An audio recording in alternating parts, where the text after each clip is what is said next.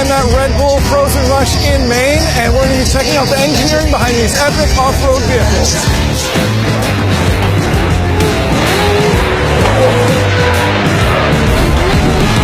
These trucks are referred to as Pro 4 trucks or professional four-wheel drive and compete across a course approximately 1.5 miles in length in single elimination rounds until a victor is crowned. Most of the truck build is done in-house by the individual race teams. The chassis is made of 1 3/4 inch tubular steel with a fiberglass body. One of the unique characteristics of this sport is that since contact between vehicles is common, investing in the most sophisticated exterior is simply a waste of money. The trucks can reach speeds of around 95 miles per hour, but aerodynamics are not a critical focus due to the contact. As far as the driver's cockpit, there is no windshield. This is important for cooling as the engine's radiator is located behind the driver, mounted up top.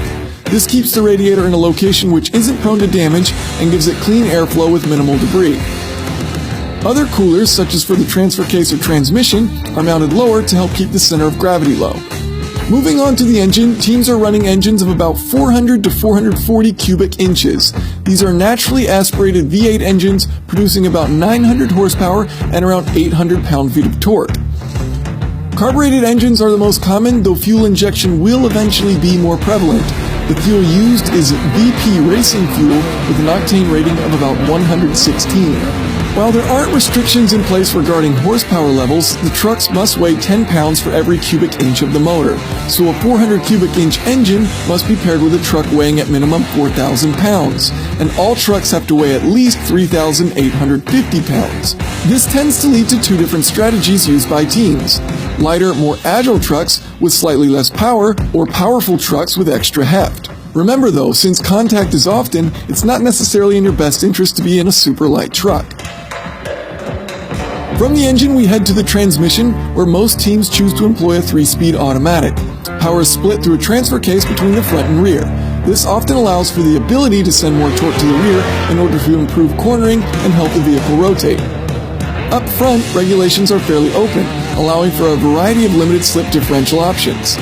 In the rear, a lock differential is required. The fascinating part about the all-wheel drive system is the process of selecting gear ratios. Gearing adjustments can be made through the transfer case and differentials, but here's where it gets tricky. Typically, at the beginning of the event, the snowpack is hard, making tall gearing preferable as the trucks can reach higher speeds. As the event continues, the tires tear up the course and this softens the conditions, making shorter gearing more beneficial, allowing cars to accelerate quicker in the deep dugout track.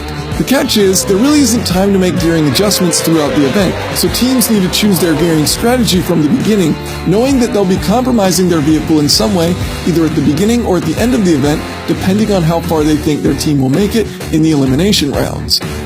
Moving on to the suspension, independent A-arms are used up front while a solid axle is used in the rear. The suspension has about 18 inches of travel up front and 20 inches in the back, allowing for it to soak up the rough course. As far as camber settings, most teams will run fairly close to zero. Because they're running on such loose surface conditions, this tends to maximize the contact patch.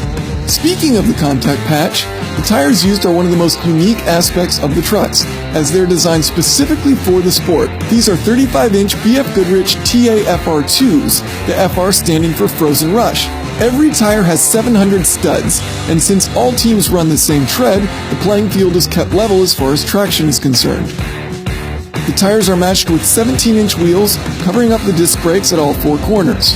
Running slightly more brake in the rear can help rotate the vehicle to better set it up for a corner. Because the vehicles are so close in competitiveness, a lot of what determines the victor is who remains flawless in their driving. Drivers need to find a clean line and make zero mistakes, of course with a setup strategy that will keep them competitive in the drastically changing course conditions.